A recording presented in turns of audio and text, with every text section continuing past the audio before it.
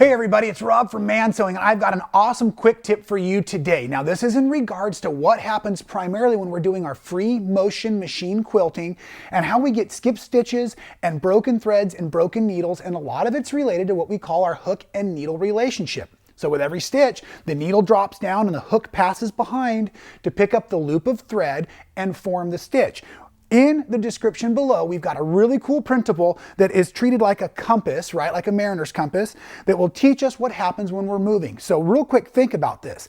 As we're working with our quilting, we are feed dogs down and we're just moving. And so when we push the quilt around as the needle's in the project, we can actually be deflecting or moving the tip of the needle. So the first thing we're going to talk about is drop and bobbin machines and front load bobbin machines. They're the most common.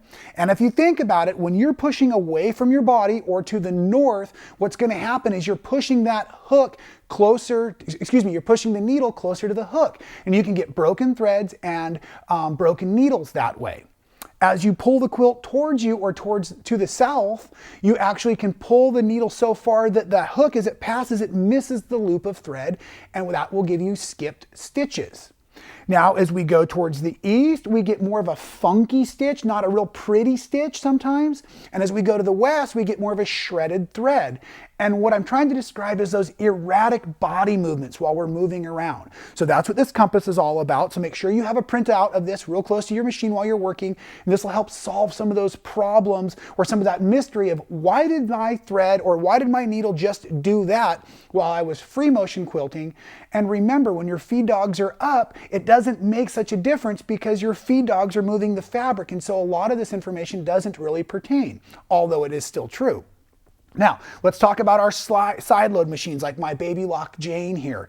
And this would not pertain to a featherweight because most of us don't do our free motion on featherweights. So it's the exact opposite information, really. So my hook and needle are over here together on this machine. So as I push to the east, I'm going to break threads, break needles. As I pull to the west, I'm going to skip stitches.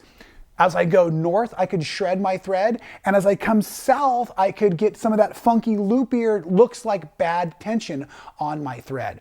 So those are a couple of the things that happen when we are now in charge of the feed because we are free motion machine quilting. Wanted to help solve a little bit of that for you.